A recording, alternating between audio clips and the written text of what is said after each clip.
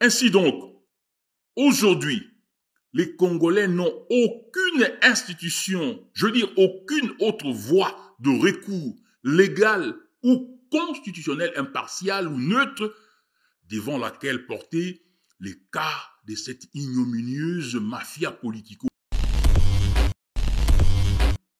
Les résistants pour la démocratie sur tous les territoires congolais et à l'étranger, il est aujourd'hui impératif de créer une synergie républicaine, fédératrice, crédible, viable, avec des actions avec ces résultats pseudo-électoraux grossièrement frauduleux et risibles aux yeux du monde entier, on est dans les cas de figure authentiques de l'extinction du pacte et de l'ordre républicain de la gravité de la délinquance, je veux dire la criminalité électorale préméditée, dictée par les despotes néo-moboutistes et ses vassaux tribaux pour conserver le pouvoir par forcing en crachant sur la loi électorale et la Constitution. D'une barbarie opérationnelle nauséeuse, unique en son genre, et en produit des résultats grotesquement fabriqués, ont octroyé un deuxième mandat par banditisme politique. Bienvenue à la politoscopie de Imhotep Kabassou Babou et bonne année 2024. Des élections de votre vie, d'une barbarie opérationnelle nauséeuse, unique en son genre, et en produit des résultats grotesquement fabriqués, ont octroyé un deuxième mandat par banditisme politique à un frappocrate, faussaire, ramiste des notoriétés publiques. Le Congo est plongé dans l'ignominie historique pestilentielle. À cet égard, il est abasourdissant d'entendre certains candidats présidentiels et des autorités ecclésiastiques parler des irrégularités électorales. C'est une indigeste inadéquation langagière. La gravité de la délinquance, je veux dire la criminalité électorale préméditée, dictée par les despotes néo-moboutistes et ses vassaux tribaux pour conserver le pouvoir par forcing en crachant sur la loi électorale et la Constitution. Une criminalité électorale porteuse de graves conséquences pénales lorsque la République, aujourd'hui écroulée, sera rétablie après la libération.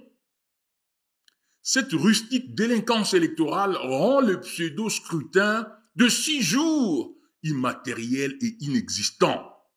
Conséquemment, toutes les institutions découlant de cette criminalité politico-électorale, systématiquement et intentionnellement organisée avec la distribution de machines à voter et des bulletins de vote par la CENI aux politiciens co-criminels électoraux, ces institutions sont toutes réputées illégitimes.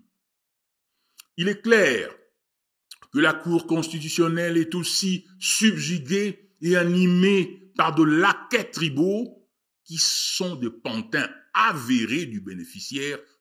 Ainsi donc, aujourd'hui, les Congolais n'ont aucune institution, je veux dire aucune autre voie de recours légale ou constitutionnelle impartiale ou neutre devant laquelle porter les cas de cette ignominieuse mafia politico aussi prédatrice de plus de 400 millions de dollars américains sur les budgets de 1,2 milliard de dollars américains, un crime instigé par le bénéficiaire du forfait qui est l'occupant illégal de la présidence de la République en RDC. Avec ces résultats pseudo-électoraux grossièrement frauduleux et risibles aux yeux du monde entier, on est dans les cas de figure authentiques de l'extinction du pacte et de l'ordre républicain de Celui-ci avait comme socle réfondateur la reconstruction intégrative, normative et principielle de l'État républicain et du pays. La nauséeuse mafia politico-électorale a produit une quadruple catastrophe. L'écroulement de la cohésion nationale, on n'est plus une nation. La mutilation de la République, la répudiation de la démocratie constitutionnelle est grave la tribalisation, privatisation de l'État. Le Congo n'est plus un État. Désormais, le Congo est un latifundium de la famille Tshisekedi et c'est laquais politique que l'on a vu déambuler, défiler, éhonter devant la matriarche politico-tribale régnante. Chers compatriotes, la République est morte. Nous lançons donc un appel républicain aux patriotes nationalistes, aux opposants véridiques, à la société civile progressiste d'éviter les erreurs du passé avec des opérations politiques fragmentées, d'éviter les lamentations sans action concrète ayant rendu possible la catastrophe politico-électorale actuelle. Joseph Kabila, Moïse Katumbi, Matata, Martin Fayoulou, les résistants pour la démocratie sur tous les territoires congolais et à l'étranger, il est aujourd'hui impératif de créer une synergie républicaine, fédératrice, crédible, viable, avec des actions mieux structurées, robustes et bouillonnantes, afin d'enclencher une mobilisation nationale, régionale, continentale et internationale en faveur de l'éjection du pouvoir issu de la criminalité politico-électorale. Les généraux congolais républicains défendaient la Constitution, c'est votre devoir. Les révolutionnaires authentiques, sortez de votre mutisme et de votre résignation et levez-vous. Tous les sacrifices consentis de Gaborone, Sun City à Pretoria pour un Congo nouveau ne peuvent pas être rendus vains par des frappeurs en vacuité idéologique. Il faut restaurer les pactes républicains afin de concevoir consensuellement les modalités des nouvelles élections conformes à la loi et aux standards électoraux modernes grâce à une CENI purifiée, véritablement indépendante, afin de doter le Congo des institutions légitimes, capables de catapulter la nation vers son destin de puissance. Nous remercions tous ceux qui nous suivent, nous soutiennent et nous écrivent en nous encourageant. Malgré la nauséeuse délinquance politico-électorale ayant englué le Congo dans l'ignominie historique pestilentielle, prolongeant ainsi l'obscurantisme dictatorial, le soleil finira par se lever. Bonne année 2024 à tous les Congolais. Bienvenue à la politoscopie de Imhotep Kabasu Babou et bonne année 2024. Des élections de vaudeville d'une barbarie opérationnelle nauséeuse, unique en son genre, et en produit des résultats grotesquement fabriqués, ont octroyé un deuxième mandat par banditisme politique à un frappocrate, faussaire, ramiste des notoriétés publiques. Le Congo est plongé dans l'ignominie historique pestilentielle. À cet égard, il est abasourdissant d'entendre certains candidats présidentiels et des autorités ecclésiastiques parler des irrégularités électorales. C'est une indigeste inadéquation langagière. Elle ne cerne pas la gravité de la délinquance, je veux dire la criminalité électorale préméditée, dictée par les despotes néo-moboutistes et ses vassaux tribaux pour conserver le pouvoir par forcing en crachant sur la loi électorale et la Constitution. Une criminalité électorale porteuse de graves conséquences pénales lorsque la République, aujourd'hui écroulée, sera rétablie après la libération.